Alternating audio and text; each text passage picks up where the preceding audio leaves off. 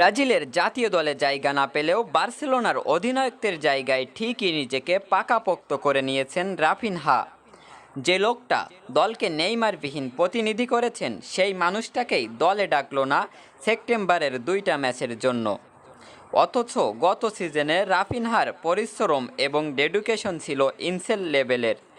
দলের প্রয়োজনে নিজের পজিশন ছেড়ে দিয়ে জাভির প্রতি যে অনুগত্য দেখিয়েছেন তার ফল সে পেয়েছেন। গত সিজনের শুরুতে যারা রাফিনহার সমালোচনা করেছে আমি তাদের মধ্যে প্রথম সারির একজন। তারপর যারা রাফিনহাকে নিয়ে প্রশংসা করেছে আমিও তাদের মধ্যে প্রথম সারির একজন। রাফিনহাকে একসময় অনেকেই পছন্দ করতো না, কিন্তু ক্লাবের প্রতি তার প্যাশন দেখে তাকে পছন্দ করতে বাধ্য হয়েছি। টিম ক্যাপ্টেন যিনি হবেন তাকে অবশ্যই ডেডিকেটেড এবং লড়াই করার মানসিকতা সম্পূর্ণ হতেই হবে। রাফিনহার মাঝে দুইটাই বিদ্যমান। আমার মনে হয় এটি একটি সঠিক সিদ্ধান্ত ক্যাপ্টেনের সারিতে রাফিনহাকে রাখা।